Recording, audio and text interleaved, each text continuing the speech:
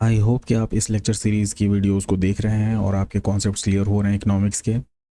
ये हमारा fourth lecture होने जा रहा है जो कि बेस्ड होगा इकोनॉमिक ग्रोथ एंड डेवलपमेंट के ऊपर। और दूसरा टॉपिक जो हम आज पढ़ेंगे वो रहेगा प्लानिंग के ऊपर। अगर यहीं पे बात करें कि हम अभी तक क्या क्या पढ़ चुके हैं, तो हमारा सबसे पहला जो लेक्चर था वो बेसिक कॉन्सेप्ट्स के ऊपर था। ठीक है, जहाँ पे हमने माइक्रो इकोनॉमिक्स के कॉन्सेप्ट्स को देखा। फिर हमारा सेकंड लेक्चर जो था वो मैक्रो इकोनॉमिक्स के ऊपर बेस्ड था। अब उसके बाद बाकी सारे टॉपिक्स जो हैं वो इन्हीं का पार्ट होता है मैक्रो इकोनॉमिक्स का। तो वहाँ पे हमने सबसे पहले देखा नेशनल इनकम को, जो कि हम लेक्चर 3 में देखे थे, पिछला लेक्चर हमारा। अब हमारा जो ये आज के लेक्चर है वो इकोनॉमिक ग्रोथ और डेवलपमेंट एंड प्लानिंग के ऊपर है। ठीक है, तो हमेशा की तरह पहले ये चीज़ें देख लेते हैं कि हमें क्या क्या आज पढ़ना है। एक बार इंडेक्स देख लेते हैं। तो आज हमें इन सारे टॉपिक्स को कवर करना है। बहुत ही बेसिक कॉन्सेप्ट्स होने वाले हैं, बहुत ही ईजी होने वाला है अभी तक का सबसे लेक्चर। और इसमें ज़्यादा कोई चीज़ें याद करने के लिए है नहीं, बस समझने के लिए थोड़े थोड़े कॉन्सेप्ट हैं छोटे छोटे। सब में 3 4 मिनट से ज़्यादा नहीं लगेंगे। तो सबसे पहले हम लोग कवर करेंगे ग्रोथ एंड डेवलपमेंट। फिर इंक्लूसिव ग्रोथ को हम लोग कवर करेंगे, जहाँ पे हम लोग मीनिंग एंड कंपोनेंट्स को देखेंगे इसके। फिर ह्यूमन डेवलपमेंट के बारे में बात करेंगे। फिर ह्यूमन रिसोर्स डेवलपमेंट क्या होता है वो देखेंगे।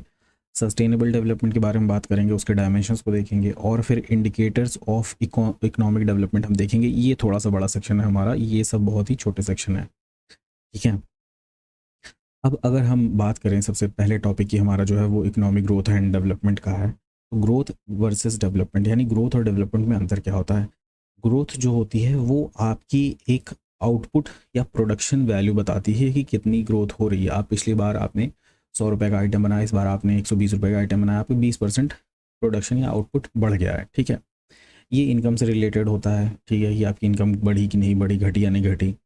अब इनको मेजर करने के लिए कौन कौन से इंडिकेटर्स यूज़ होते हैं। फॉर एग्जांपल हैं gross national product, gross domestic product. आपको पता होगा कि ये जो जीडीपी जो हमने पिछले क्लास में डिस्कस की थी, ये क्या है, ये वैल्यू है, final value of goods and services. Final value क्या होती है, एक मॉनेटरी वैल्यू रहती है जो कि रुपीज़ में आती है या फिर डॉलर्स में हम लोग देखते हैं। तो वो क्या है, वो एक क्वांटिटेटिव वैल्यू है, मतलब आप उसे मेजर कर सकते हैं, आप उसे देख सकते हैं कि हाँ इतने लाख करोड़ की हमारी इकॉनमी है, 3 लाख करोड़ की हमारी इकॉनमी है, 3.1 ट्रिलियन डॉलर्स की इकॉनमी है हमारी, 3.8 ट्रिलियन डॉलर्स की इकॉनमी है। तो वो सारी चीज़ें क्या है, वो क्वांटिटेटिव हैं। ठीक है, और ये शॉर्ट टर्म प्रोसेस, ये शॉर्ट टर्म में आप कितना कर पाते हैं। जैसे कि अगर हम देखें कि आज से 4 5 साल पहले या आज से 10 साल पहले देखें, तो हमारी इकॉनमी ऑलमोस्ट 2.8 ट्रिलियन डॉलर्स के आसपास थी, और आज हमारी 10 साल के अंदर ऑलमोस्ट हमारी 3 ट्रिलियन डॉलर इकॉनमी है। ठीक है, मोर देन 3 ट्रिलियन डॉलर्स। तो अगर हम बात करें कि ये शॉर्ट टर्म प्रोसेस में 10 साल के अंदर हमने ऑलमोस्ट 1 ट्रिलियन डॉलर, 2.8 टू 3.8 के आसपास हम लोग जो है इतना अचीव करके ले गए हैं। अब वहीं पे हम अगर बात करें डेवलपमेंट की, तो डेवलपमेंट क्या इंडिकेट करता है, डेवलपमेंट से हमारा क्या मतलब, ग्रोथ से क्या डिफरेंस है। ग्रोथ में जहाँ पे हम लोग आउटपुट देख रहे थे कि हमारा प्रोडक्शन कितना ज़्यादा हुआ है पिछली बार के मुकाबले, या कितना हम बढ़ रहे हैं, कितना ग्रो कर रहे हैं। वहीं पे डेवलपमेंट ये बात करता है कि क्वालिटी ऑफ लाइफ इंप्रूव हुई कि नहीं हुई। हो सकता है आपकी सैलरी बढ़ गई हो, बट आपको काम ज़्यादा करना पड़ रहा हो, आप 8 घंटे की जगह आप 12 घंटे काम कर रहे हैं, आपने अपनी इनकम तो बढ़ा ली है, बट क्या क्वालिटी ऑफ लाइफ आपकी इंप्रूव हुई है? नहीं, क्योंकि आप सो कम पा रहे हैं, आप अपनी हेल्थ को कम ध्यान दे पा रहे हैं, आप अपनी पर्सनल लाइफ जो है उसको टाइम कम दे पा रहे हैं। तो क्या आपकी क्वालिटी ऑफ लाइफ इंप्रूव हो रही है? नहीं हो रही है। तो डेवलपमेंट यही बात करता है कि आपकी क्वालिटी ऑफ लाइफ इंप्रूव हो रही है कि नहीं हो रही है। और साथ ही साथ केवल क्वालिटी ऑफ लाइफ में सिर्फ क्वालिटी की हम लोग बात नहीं करेंगे, हम लोग इसमें सारे सेक्शंस को हम देखते हैं कि आपका सोशल डेवलपमेंट हो रहा है कि नहीं हो रहा है, आपका जो इकोनॉमिक डेवलपमेंट है वो साथ में हो रहा है कि नहीं हो रहा है, आपकी पर्सनल डेवलपमेंट हो रही है कि नहीं हो रही है। तो ये आपके डेवलपमेंट होता है। ठीक है, जो कि एक क्वालिटेटिव वैल्यू है, इसको आप मेजर नहीं कर सकते किसी नंबर के द्वारा। ये क्वांटिटेटिव था, जिसे आप रुपीज़ में मेजर कर रहे थे और कह रहे थे 3.4 ट्रिलियन डॉलर की इकॉनमी है या 3.4 लाख करोड़ की इकॉनमी है। ठीक है, यहाँ पे क्वालिटेटिव है, आप मेजर नहीं कर सकते हैं। कोई इंसान हो सकता है उसको 12 घंटे काम करना अच्छा लगता हो, तो वो उसे कह सकता है कि हाँ मेरी क्वालिटी ऑफ लाइफ इंप्रूव हो गई है, या उसे अच्छा जो लग रहा है, उसकी इनकम इंप्रूव हो रही है। अब कोई वही इंसान है जिसकी इनकम इंप्रूव नहीं हुई, बट वो चाहता है कि, या फिर इनकम उसकी इंप्रूव हुई, वो चाहता है कि उसे 9 से 10 घंटे ही काम करने को मिले या 8 घंटे ही काम करने को उसको मिले, तो वो कंसीडर करेगा अपनी क्वालिटी ऑफ लाइफ की वो उसकी बेटर हो गई है। तो ये क्वालिटेटिव पैरामीटर या क्राइटेरिया हो जाता है। ये एक लॉन्ग टर्म प्रोसेस है, ठीक है। फॉर एग्जांपल अभी हमने बात की कि यहाँ पे केवल क्वालिटी ऑफ लाइफ या इनकम से रिलेटेड ही नहीं है, इकोनॉमिक ग्रोथ नहीं, इवन सोशल ग्रोथ की भी बात है। तो सोशल ग्रोथ में अगर हम देखें तो हमारे इकोनॉमी हमारे देश में सोशल डिस्पैरिटीज़ हैं, रीजनल डिस्पैरिटीज़ हैं। अब वो रीजनल डिस्पैरिटीज़ या सोशल डिस्पैरिटीज़ अगर हम बात करें कि कास्ट सिस्टम हमारे यहाँ पे है, तो क्या ये शॉर्ट टर्म प्रोसेस में ही ख़त्म हो सकता है? इसमें बहुत ही लॉन्ग टर्म लगेगा। अगर हम यहीं पे एजुकेशन की बात करें, एजुकेशन की, तो क्या एजुकेशन जो एजुकेशनल लेवल है हमारे देश का, क्या वो 10 साल के अंदर ही हम लोग अचीव कर सकते हैं? हम लोग 10 साल के अंदर अपनी ग्रोथ बढ़ा सकते हैं, बट 10 साल के अंदर क्या हम अपने पूरे देश का स्किल या फिर जो क्वालिटी है ऑफ एजुकेशन वो क्या 10 साल के अंदर बढ़ा सकते हैं? नहीं, क्योंकि वो टाइम टेकिंग प्रोसेस है, धीरे धीरे चीज़ें इवॉल्व होती हैं। इसलिए डेवलपमेंट एक लॉन्ग टर्म प्रोसेस है और ग्रोथ जो है वो शॉर्ट टर्म प्रोसेस है, और ये क्वान्टिटेटिव है और ये क्वालिटेटिव है, ठीक है। ये रिलेट करता है वेलफेयर से, और यहाँ पे 2 इंडिकेटर मेंशन है, physical quality of life index और ह्यूमन डेवलपमेंट इंडेक्स। ये यूएनडीपी रिलीज़ करता है और इसके बारे में भी हम लोग देखेंगे इंडिकेटर्स में, ठीक है। और फिर बात आ जाती है इंक्लूसिव ग्रोथ की। इंक्लूसिव ग्रोथ क्या रहता है कि इकोनॉमिक ग्रोथ, जो हम लोग अभी ग्रोथ की बात कर रहे थे, ग्रोथ वर्सेस डेवलपमेंट, यहाँ पे हो रहा है कि इकोनॉमिक ग्रोथ जो है अगर उसको डिस्ट्रीब्यूशन फेयरली अक्रॉस सोसाइटी है और अपॉर्चुनिटी जो है सबके लिए बन रही है, या उनके एजुकेशन के लिए हो, चाहे वो उनके एम्प्लॉयमेंट के लिए हो, वो कहलाएगा कि वो इंक्लूसिव ग्रोथ है। इंक्लूसिव का मतलब ही हुआ कि आप समाज में जितने भी सेक्शंस हैं, या कहा जाए हिंदी में जितने भी तबके हैं, अगर आप उनको साथ में आप बढ़ा रहे हैं तो उसे कहा जाएगा इंक्लूसिव ग्रोथ, कि सब लोग साथ में बढ़ रहे हैं, ठीक है।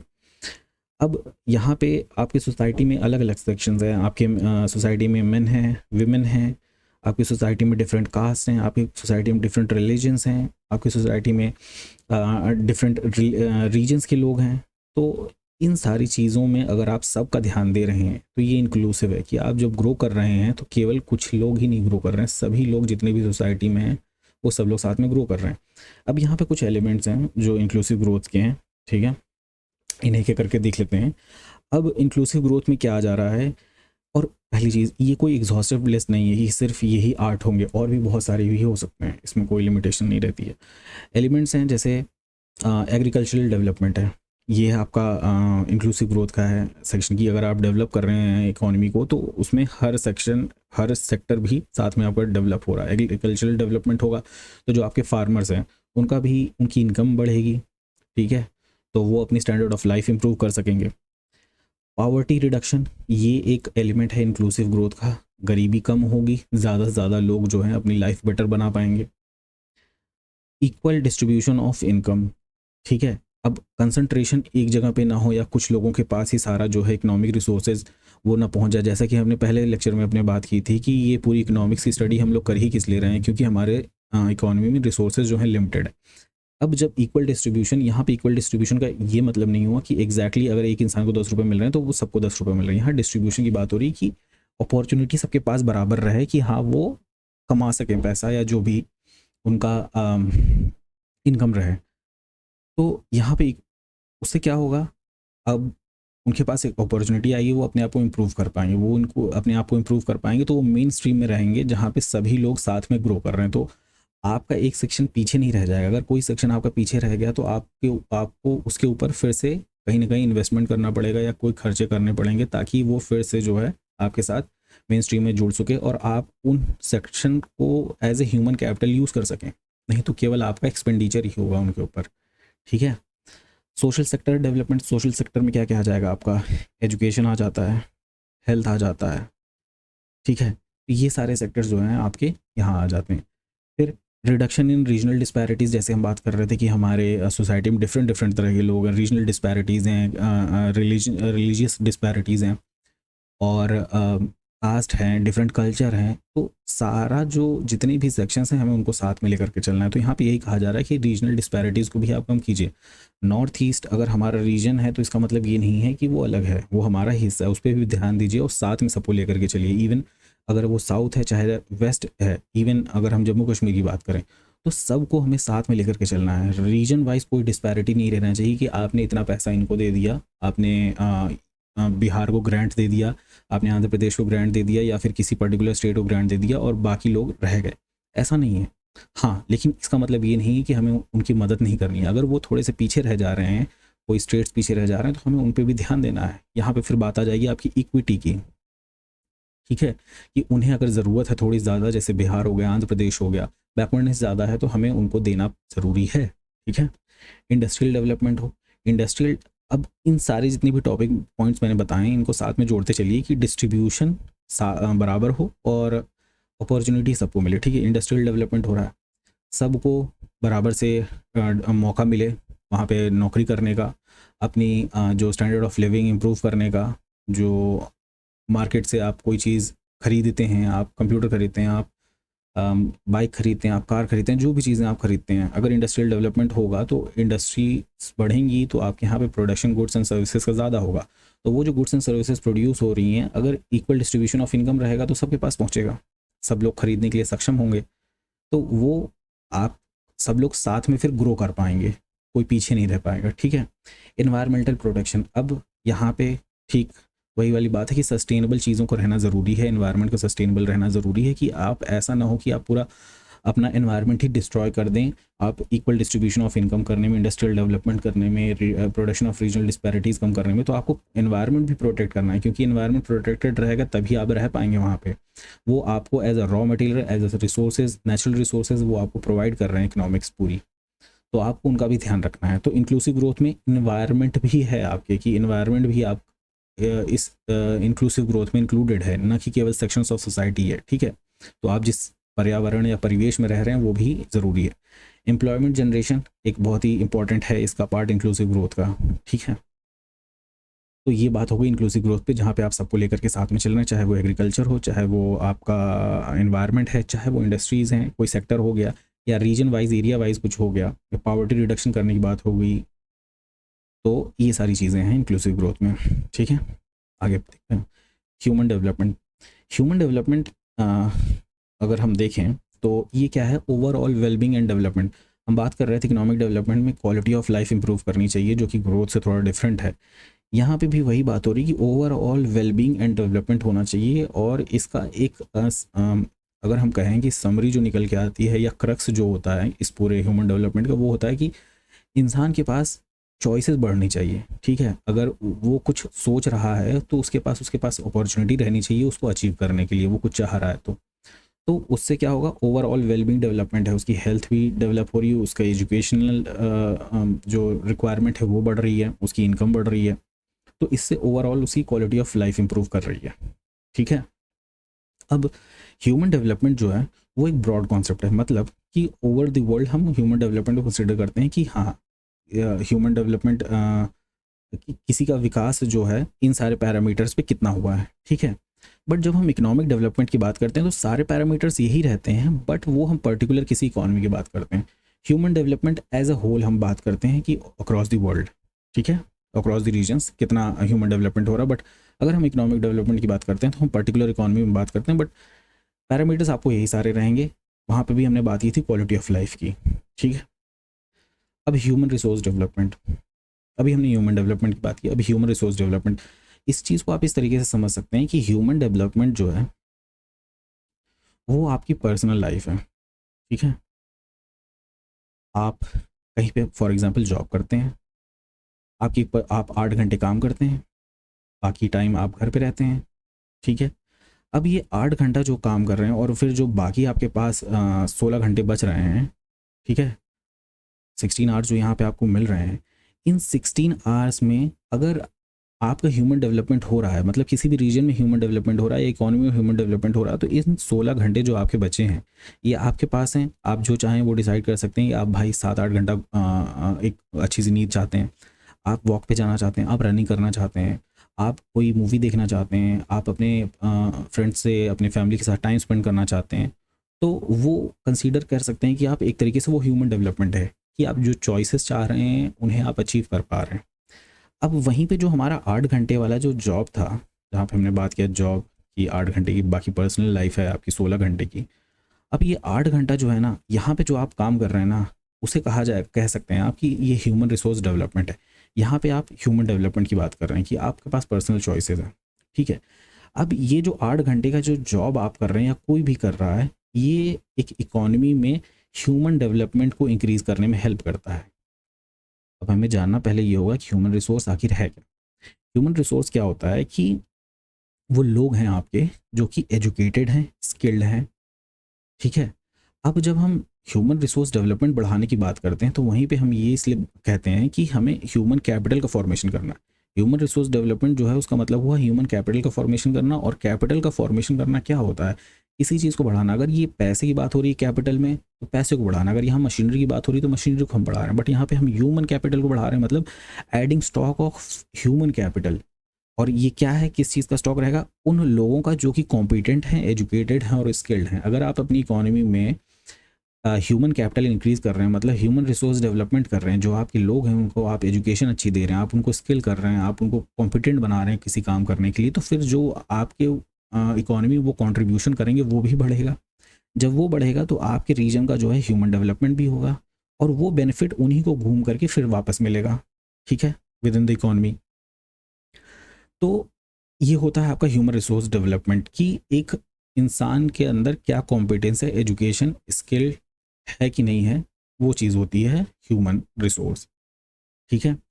अब यहाँ पे टेक्निकल जो लिखा हुआ है वो ये है कि the accumulation of human capital and it's effective investment in development of an economy, ठीक है। क्या मैंने कहा अभी वही चीज़ कि जब ह्यूमन रिसोर्स डेवलप होगा आपका तो ये इन रिटर्न ह्यूमन डेवलपमेंट को ही इंक्रीज करेगा।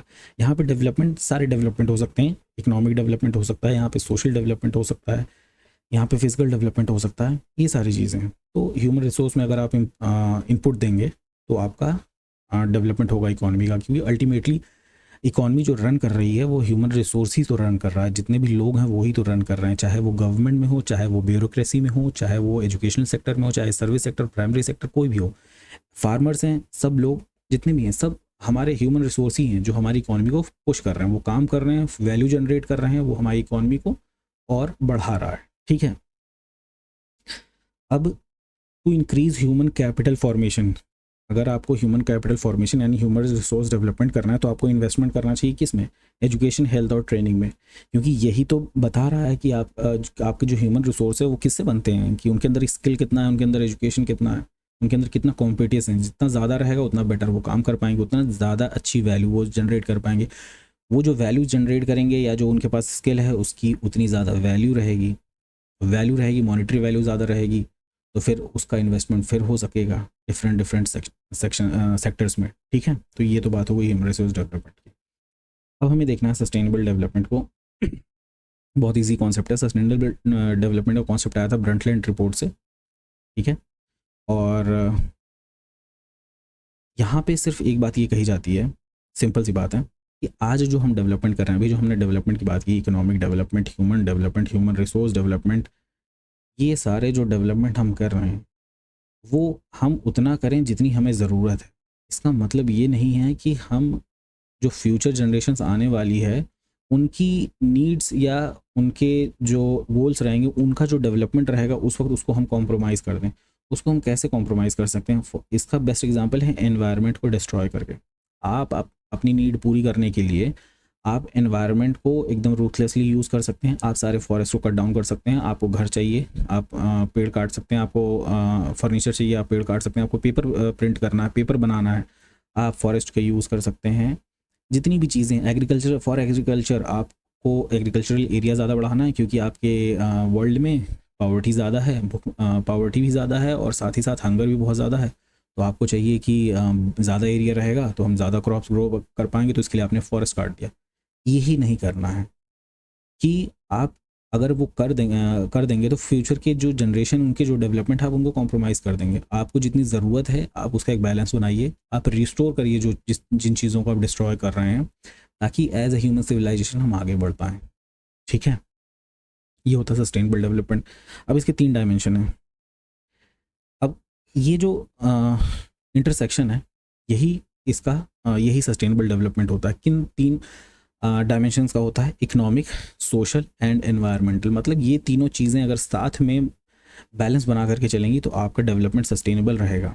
अगर आप इकोनॉमिक और सोशल डायमेंशन को अगर आप बैलेंस बनाएंगे तो आपको केवल सोशल इक्विटी मिलेगा। ठीक है, अब इस चीज़ को पाने के लिए अगर आप एनवायरनमेंट पे ध्यान नहीं दे रहे हैं तो आप एनवायरनमेंट के एक्सपेंडिचर पे अपना इकोनॉमिक्स अपनी इकॉनमी और सोशल इक्विटी बढ़ा सकते हैं। अब यहाँ पे अगर हम देखें सोशल डायमेंशन और इन्वायरमेंटल डायमेंशन केवल आप कर रहे हैं तो आप किसके एक्सपेंस पे करेंगे? आप वहीं पे अपनी इकॉनमी बढ़ा सकते थे, लेकिन अब क्योंकि आपको इन्वायरमेंट बहुत ज़्यादा आप बचा रहे हैं, आपको सोशल इक्विटी करनी है, इस वजह से आप जो है इकोनॉमी को बढ़ने नहीं दे रहे हैं। ठीक है, इससे क्या होगा? स्टैंडर्ड ऑफ लिविंग आपकी इंक्रीज़ ही नहीं करेगी। आपके यहाँ जब product goods and services produce ही नहीं होंगी तो एक अच्छी लाइफ जो जी सकते हैं आप, एक हेल्थ फैसिलिटी जो ले सकते हैं कहीं किसी हॉस्पिटल में जा करके, जो कि इकोनॉमी ग्रोथ का रिजल्ट होता, वो आप अब नहीं कर पाएंगे। और केवल अगर आप इकोनॉमी और एनवायरनमेंट के बारे में सोचेंगे, सोशल डायमेंशन नहीं देखेंगे, तो फिर क्या होगा? पावर्टी बहुत ज़्यादा इंक्रीज़ कर जाएगी। तो इसीलिए कहा जा रहा है कि आपको सस्टेनेबल डेवलपमेंट करना है कि आप तीनों जो डायमेंशंस हैं उनको साथ में ध्यान में रखिए, बैलेंस बना करके चलिए, तीनों का यूज़ कीजिए सही मात्रा में।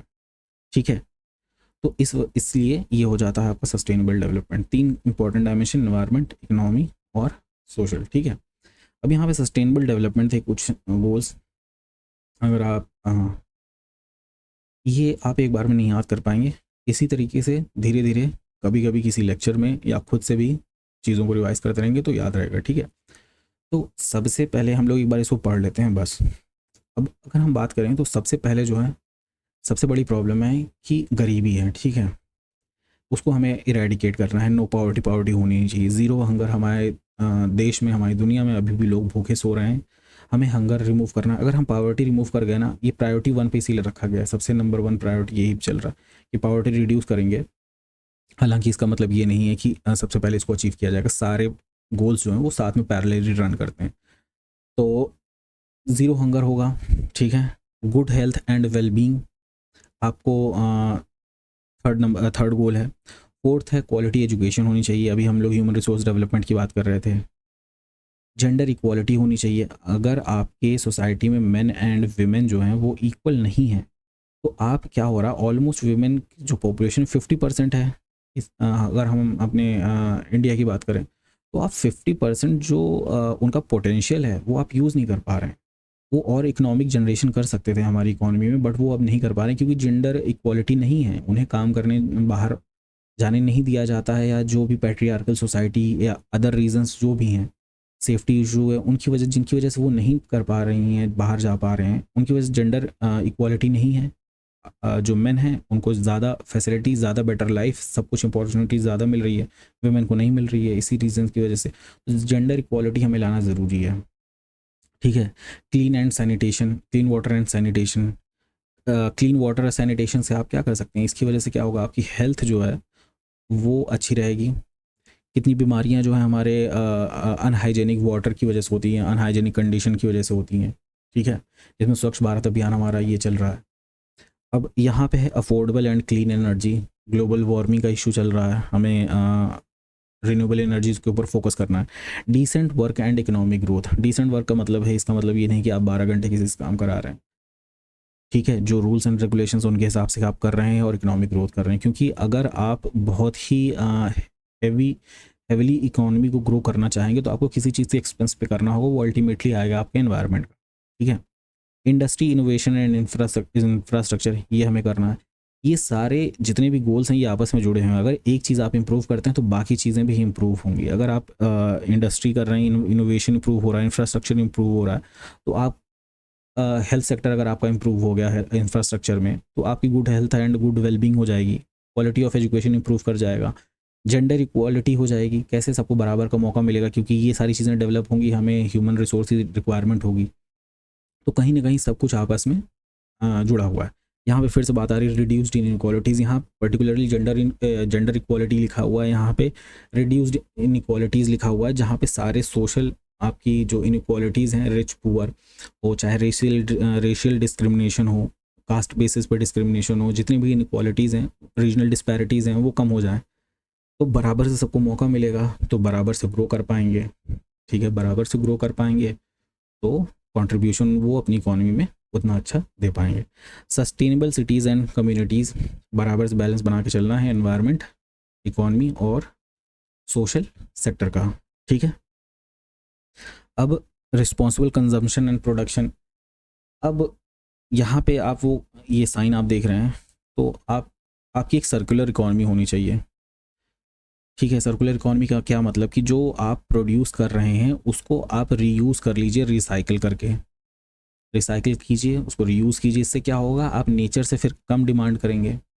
आपने अगर कहीं पे माइनिंग की, आपने फॉरेस्ट डिस्ट्रॉय किया, उसके बाद आपको माइनिंग करके आयरन ओर मिला, आयरन ओर को आपने यूज़ किया, उसके बाद आपने कार बनाई और कार ऐसे जंक यार्ड में फेंक दी।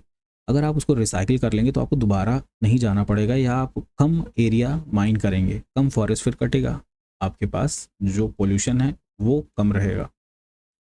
ठीक है, क्लाइमेट एक्शन सबसे इंपॉर्टेंट चल रहा है। ठीक है, 13 पे है। 14 life below water, 15 life on land. ये भी आपको ध्यान देना है, सस्टेनेबल डेवलपमेंट के रिस्पेक्ट में आप इन सारी चीज़ों को रखिए कि लाइफ ऑन लैंड जो है वो सस्टेनेबल होनी चाहिए। आपका जो सॉइल पोल्यूशन है वो ना हो, वेस्ट मैनेजमेंट प्रॉपर हो, आप जो यूट्रोफिकेशन हो रहा है लेक्स में वो भी सही रहे।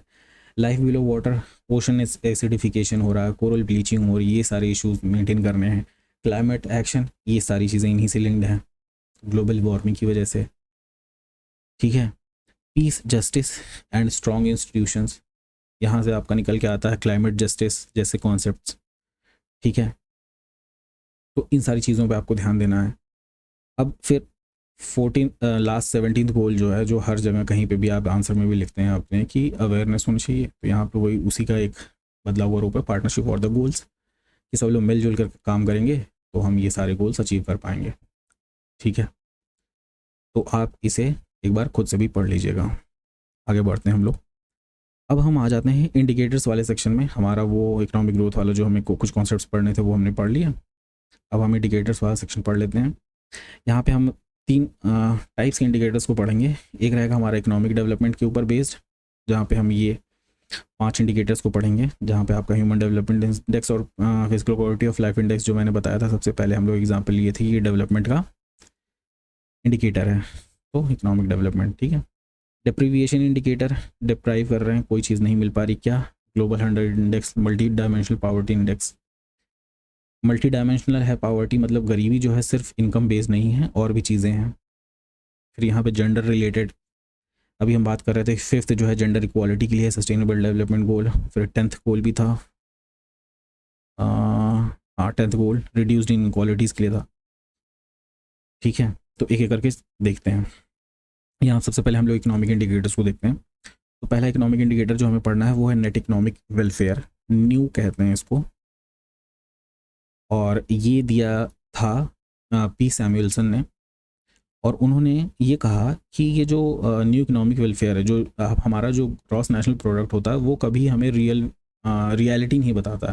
क्यों? क्योंकि ग्रॉस नेशनल प्रोडक्ट में हम जो बात करते हैं वो हम एक मॉनेटरी वैल्यू की बात करते हैं, बट वेलफेयर उससे कहीं बहुत बड़ी चीज़ है। हम सोशल डायमेंशन है, हमारे एजुकेशन है, हमारी हेल्थ है, और जो लॉ एंड ऑर्डर है, डिफेंस है, ये सारी चीज़ें हैं, वो हमें उनको अकाउंट करना चाहिए, तब हमें एक रियल इंडिकेटर मिल पाएगा कि वाकई में क्या हमारा डेवलपमेंट हो रहा है या वेलफेयर हो रहा है कि नहीं हो रहा। आप जीएनपी जीडीपी की बेसिस पे ही सारी चीज़ें नहीं कर सकते हैं, या फिर आप एचडीआई ह्यूमन डेवलपमेंट इंडेक्स ये सारी चीज़ों के ऊपर ही नहीं कर सकते हैं। तो उन्होंने क्या कहा कि ग्रॉस नेशनल प्रोडक्ट में अगर हम कुछ चेंजेस कर दें, कुछ एडजस्टमेंट कर दें, तो हमारा जो ये न्यू इंडिकेटर आएगा, जिसका नाम ही न्यू है, नेट इकोनॉमिक वेलफेयर, ये हमें ज़्यादा बेटर रियलिटी के रखेगा। तो अगर हम ये न्यू इंडिकेटर की वैल्यू अगर कम रहेगी, जितना हम एक्सपेक्ट कर रहे हैं उसके आसपास रहेगी, तो हमें पता रहेगा कि हाँ हम ठीक ठाक प्रोग्रेस कर रहे हैं। अगर कम रहेगी तो हमें लगेगा नहीं, हमें कुछ इंप्रूवमेंट की ज़रूरत है। वरना जीएनपी हो सकता है हमें फॉल्स वैल्यू दे कि हाँ आपकी इकोनॉमी ग्रो कर रही है।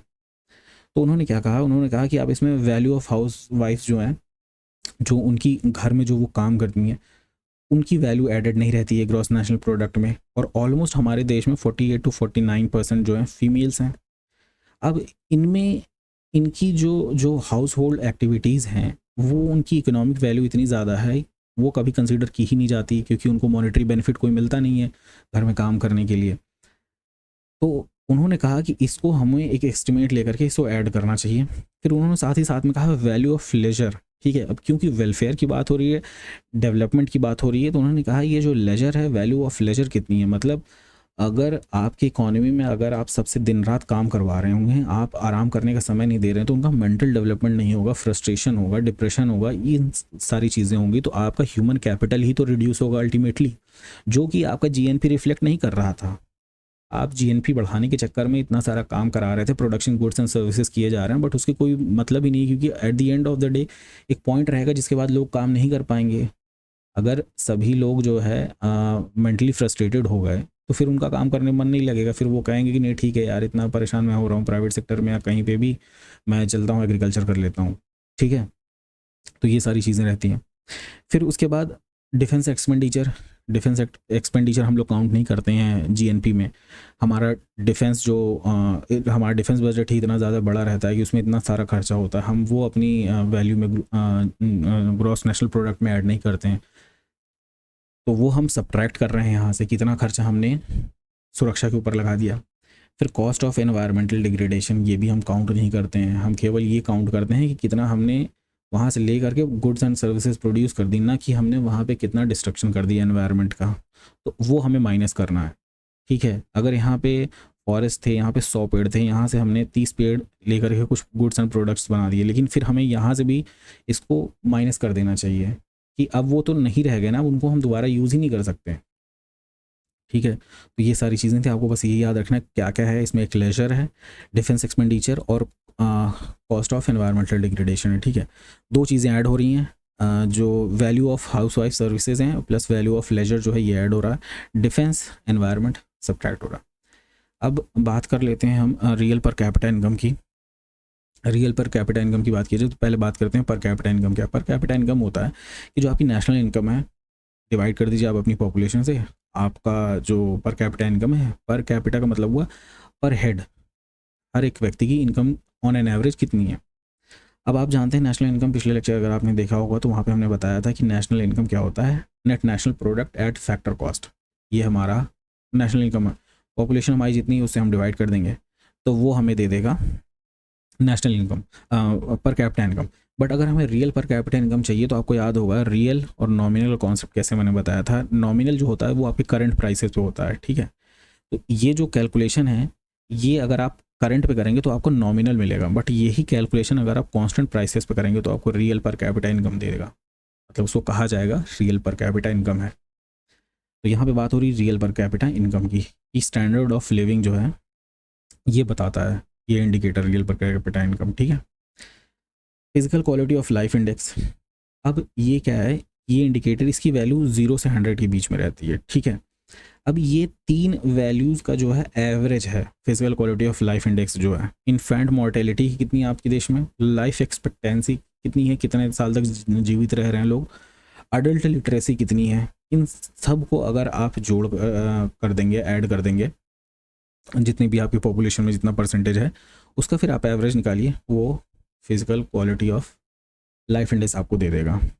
ठीक है, अब ह्यूमन डेवलपमेंट इंडेक्स, इसे यूएनडीपी 1990 में डेवलप किया था, और इसको डेवलप करने में दो लोग इन्वॉल्व थे, स्पेशली एक थे प्रोफेसर महबूब उल हक और प्रोफेसर अमर्त्य सेन, ये दोनों इन्वॉल्व थे इसमें। और ये जो एचडीआई है ह्यूमन डेवलपमेंट इंडेक्स, ये एक रिपोर्ट आती है यूएनडीपी की, ह्यूमन डेवलपमेंट रिपोर्ट, उसमें ये पब्लिश किया जाता है। ठीक है, और उसके तीन डायमेंशंस होते हैं, एक होता है हेल्थ, एक होता है नॉलेज, एक होता है स्टैंडर्ड ऑफ लिविंग।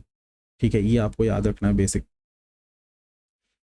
फिर इसी का यूएनडीपी का ही 2010 में इन लोगों ने कुछ अपडेट किया ह्यूमन डेवलपमेंट इंडेक्स में, जिसको कहा इन लोगों ने in quality adjusted HDI. In quality adjusted का मतलब ये हुआ कि हम लोग डायरेक्टली जो पहले कैलकुलेट कर रहे थे हेल्थ, नॉलेज और स्टैंडर्ड ऑफ लिविंग की बेस पे ह्यूमन डेवलपमेंट इंडेक्स की कितना हुआ, इसकी प्रोग्रेस हम देखते थे तो हम बताते थे कि कितना प्रोग्रेस हो रहा है ह्यूमन में, ह्यूमन डेवलपमेंट हो रही है। बट हमने ये कभी ध्यान नहीं दिया था कि ये जो हेल्थ है ये सबको बेनिफिट बराबर से मिल ही नहीं रही है, कुछ ही लोगों को अगर मिल रही है तो ये इंडिकेटर हो सकता है ज़्यादा दिखाएगा कि हाँ इम्प्रूवमेंट हो गया। नॉलेज जो है कुछ लोगों को कुछ सेक्शन में मिली और सर्वे जब करने गए तो क्या अगर उन्हीं के पास गए तो दिखाएगा कि हाँ इनकी बढ़ गई। स्टैंडर्ड ऑफ लिविंग हमने कुछ लोगों को सर्वे किया, हमने पता किया, तो अगर हमने उन सेक्शन या उन रिच एरियाज, सपोज कीजिए आप अर्बन एरियाज़ में जाके सर्वे करेंगे तो आपको हमेशा मिलेगा कि हाई रहेगा, तो वहाँ पे तो बढ़ता ही रहता है, तो आपको ये फॉल्स देगा। बट आपका देश तो आधे से ज़्यादा रूरल पॉपुलेशन है, तो वहाँ पे जो इनइक्वालिटी है, मतलब कि इनके पास, किसी के पास एक्सेसिबल है हेल्थ फैसिलिटीज़, किसी के पास नहीं है, उन दोनों का जो डिफरेंस है वही इनइक्वालिटी है, कि इन लोगों को मिल रहा है अर्बन एरिया वाले लोगों को और रूरल एरिया वाले लोगों को नहीं मिल रहा है।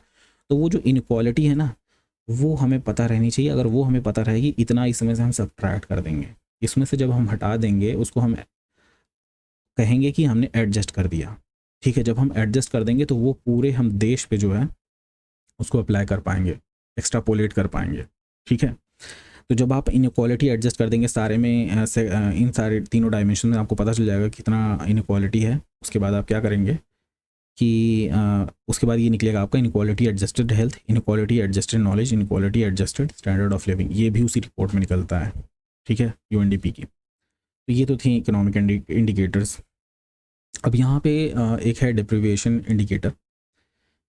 ठीक है, और ये दो हैं, एक है मल्टी पॉवर्टी इंडेक्स है और एक है ग्लोबल हंगर इंडेक्स। ठीक है, अब एक एक करके दोनों को देखते हैं। तो सबसे पहले देखते हैं हम मल्टी पॉवर्टी इंडेक्स। यहाँ पे 3 इंडिकेटर्स हैं। ठीक है, ये 3 डायमेंशंस हैं और ये सारे इंडिकेटर्स हैं। ठीक है, अब हेल्थ है, एजुकेशन है, स्टैंडर्ड ऑफ लिविंग है। अब सबको जो है, अब क्योंकि 3 हैं, तीनों को 1/3 वेटेज दिया गया है।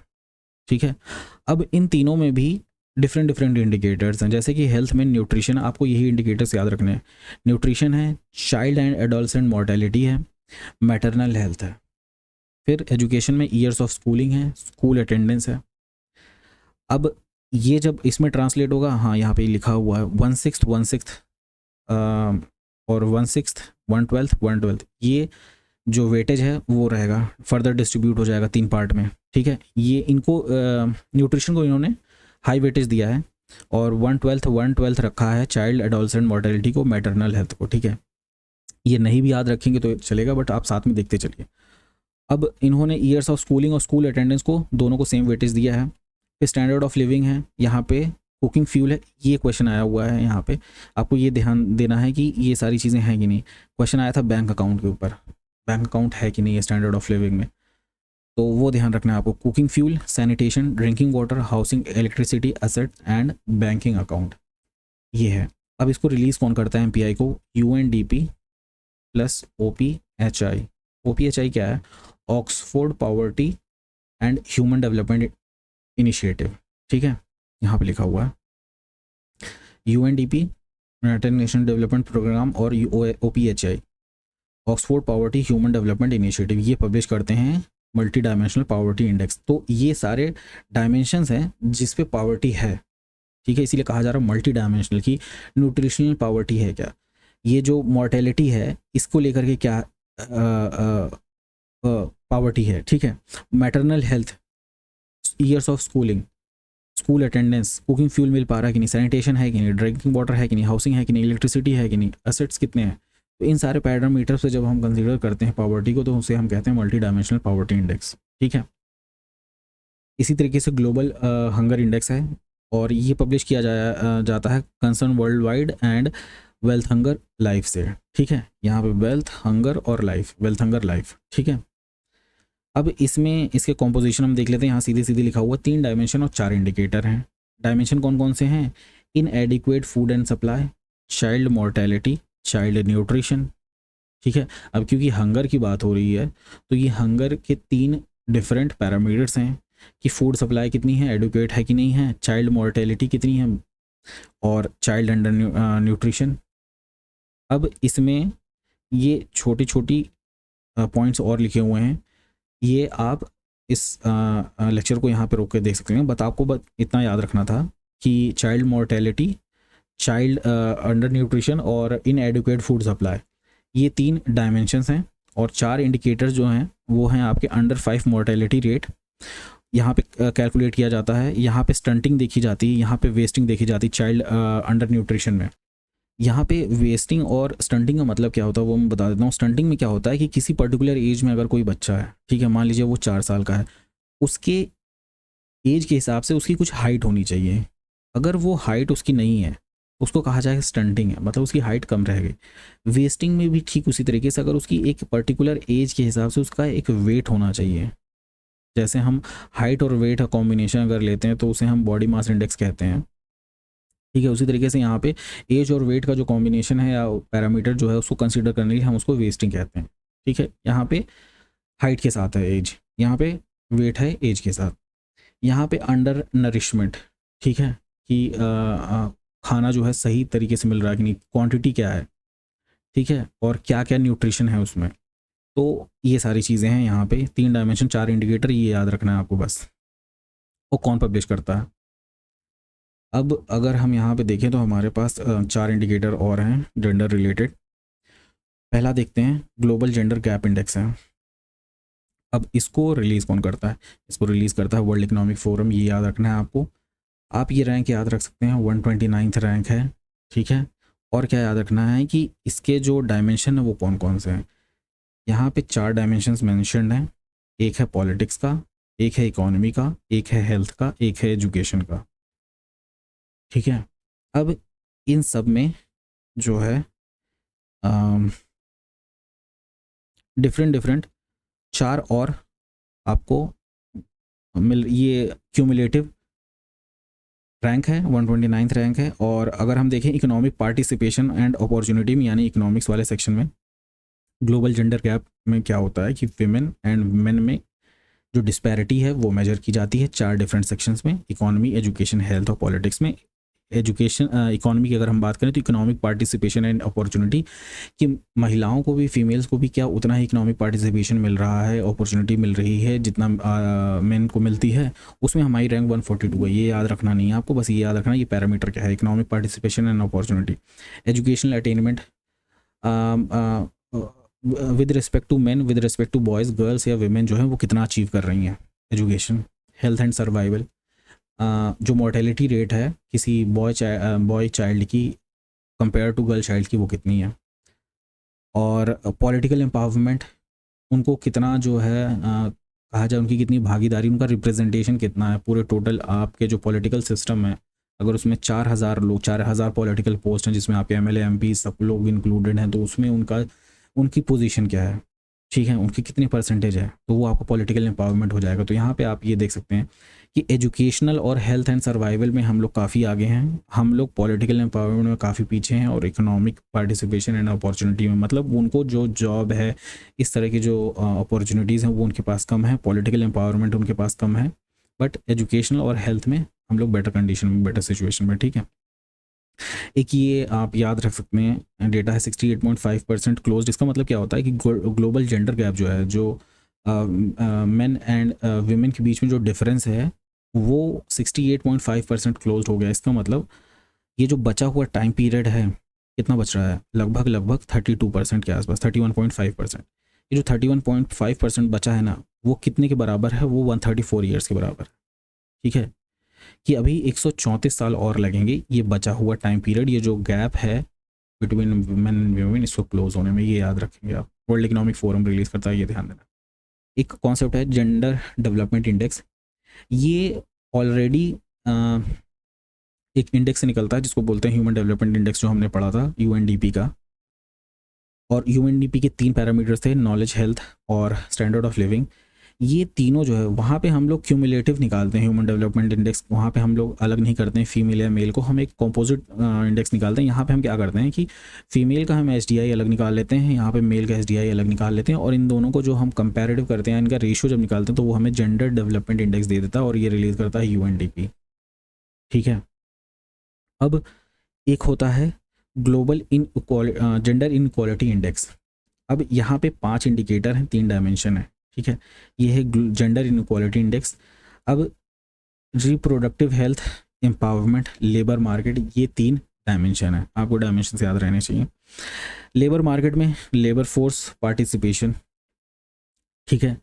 यहाँ पे empowerment, parliamentary representation, educational attainment, empowerment, ठीक है। एजुकेशनल एम्पावरमेंट है कि नहीं है, पॉलिटिकल एम्पावरमेंट यहाँ बात हो रही। यहाँ पे आप इसे इकोनॉमिक वाला सेक्शन मान सकते हैं।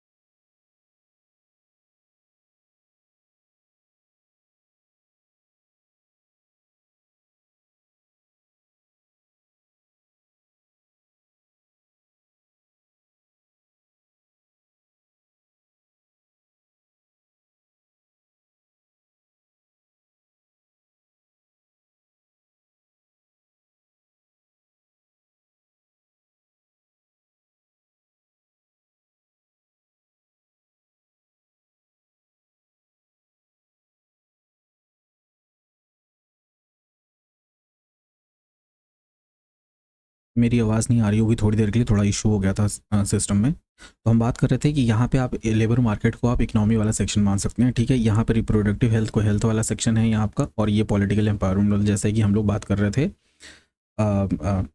Gender gender global gender gap में, ठीक है, ग्लोबल जेंडर गैप में हम लोग बात कर रहे थे। अब एक है SDG जेंडर इंडेक्स। ये जो इंडेक्स है ये प्रिपेयर किया जाता है, एक ऑर्गेनाइजेशन है इक्वल मेजर्स 2030, उसका नाम है EM 2030 कहते हैं। वो 56 जेंडर इशू जो हैं, जो सस्टेनेबल डेवलपमेंट गोल्स हैं, उनमें जो 17 गोल्स हैं, उसके आउट ऑफ 17 में से 14 गोल्स में 56 जेंडर इश्यूज़ हैं, उनको लेकर के ये इंडेक्स बनाया जाता है, ठीक है। और इसमें जो है 139 कंट्रीज़ इन्वॉल्व है, ठीक है, उनको रैंक किया जाता है। ये तो हो गई हमारे जेंडर रिलेटेड इंडेक्सेस की, ठीक है।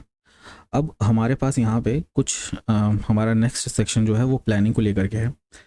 ये छोटा सेक्शन है, इजी सेक्शन है। दो चीज़ें हमें यहाँ बात करनी है, एवोल्यूशन ऑफ प्लानिंग की बात करनी है और सेंट्रल प्लानिंग। ये पूरा फैक्चुअल सेक्शन है, ठीक है, जो आप प्रीलिम्स में हेल्प कर सकता है। तो एक एक करके दोनों को देख लेते हैं। यहाँ पे एक चीज़ ये ध्यान दीजिए कि 1934 से 1950 तक ये हम बात करते हैं एवोल्यूशन ऑफ प्लानिंग की। फिर 1950 टू 2017 तक हमारे यहाँ सेंट्रल प्लानिंग था, ठीक है। 2017 के बाद नीति आयोग आ गया। अब पहले तो बात करते हैं एवोल्यूशन ऑफ प्लानिंग की। तो सबसे पहले प्लानिंग से रिलेटेड एक बुक जो है लिखी थी M विश्वेश्वरैया ने। ये जो थे इनको इंडिया का फर्स्ट इंजीनियर भी कंसीडर किया जाता है और नेशनल इंजीनियर्स डे जो है इनके बर्थ एनिवर्सरी पे मनाया जाता है। तो इन्होंने एक बुक लिखी थी जिसका नाम था प्लान्ड इकोनॉमी ऑफ इंडिया, जिसमें 10 ईयर का प्लान था 1934 में। तो वहाँ से foundation of economic planning India में स्टार्ट हुई। फिर जवाहरलाल नेहरू ने 1938 में एक नेशनल प्लानिंग कमीशन को सेटअप किया, बट ये जो है मटेरियलाइज नहीं हो पाया था, यानी पॉलिटिकल टर्मोइल इतना ज़्यादा था और वर्ल्ड वॉर 2 भी चल रहा था, तो उस वक्त जो है ये सक्सेसफुल नहीं हो पाया। फिर बॉम्बे प्लान आपको याद रखना है 1940 में, और ये प्रेजेंट किया था 8 इंडस्ट्रीज जो थे बॉम्बे में उस वक्त उन्होंने, और ये 15 ईयर्स इन्वेस्टमेंट स्ट्रैटेजी थी, ठीक है। तो ये था बॉम्बे प्लान आपका। SN अग्रवाल उन्होंने गांधीन प्लान दिया, मतलब उन्होंने कहा कि फोकस करना है एग्रीकल्चर और रूरल इकोनॉमी के ऊपर, ठीक है।